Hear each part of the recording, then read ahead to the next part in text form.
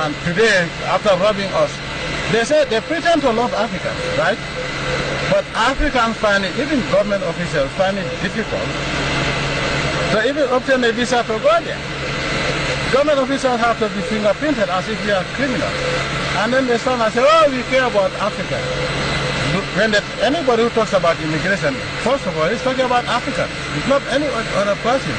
Other races find it much easier to enter their countries than African blacks. And so it is also a question of these blacks, and especially as African leaders, to wake up and stand up for them. And that is my message. Unfortunately, some of us are just praising him, and I have nothing against him. I have nothing against anybody. But I believe in one thing, that if you are not going to be sincere about anything, don't talk about it. If you are not convinced about what you are saying, don't pretend that you love Africans, and when all what you wish for Africa is just havoc and then racism. This is the point. Remember that when we talk about international law or international institutions, when you can imagine all African heads of state, including myself, signing a letter to the UN Security Council telling them that the case of Kenya should be deferred for 1 year or at least 1.5 years.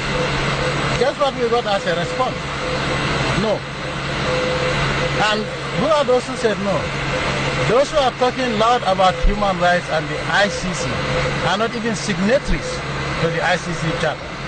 So, why would you set up an institute? Why can an institution be set up only to be hijacked by those who do not subscribe to that institution and want to use it against Africa?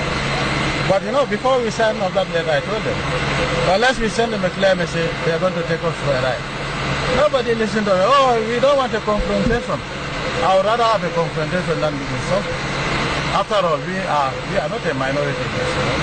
When you look at the white race, one thing the world doesn't know is that they are the smallest minority in terms of race. You look at China as a race, Chinese, they are 10 times larger than the European race. So put Africa and others. How come this small minority have been leading this world for the past 500, 600, 700 years? This is unacceptable. It is not even democratic that a minority rules over the majority for 700 years. So Africans, we should respect ourselves. Because when we look at, if we put Nigeria and Sudan together, or Mali and Sudan together in terms of landmass, it's 10 times bigger than the continent of Europe.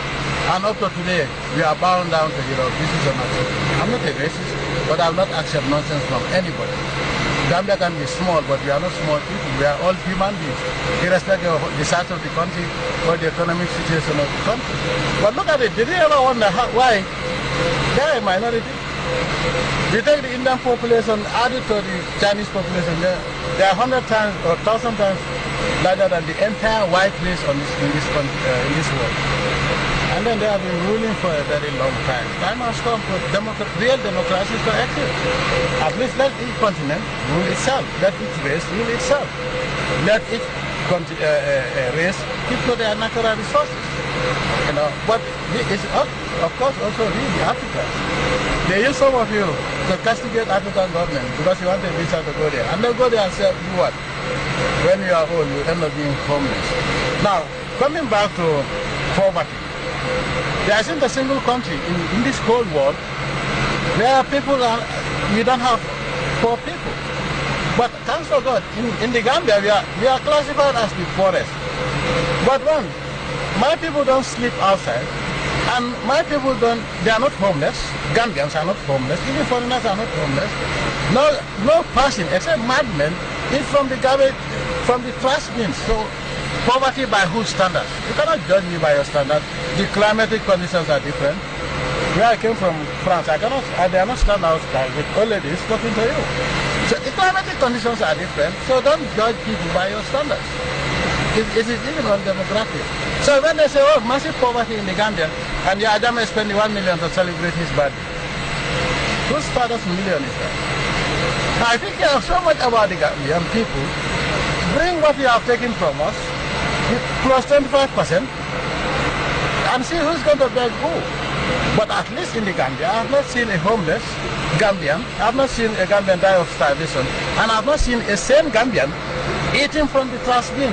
So poverty is vanished. So, but you, especially the younger generation of Africans, you have to be very careful. Wanting asylum doesn't mean that you should sell your country or destroy your country.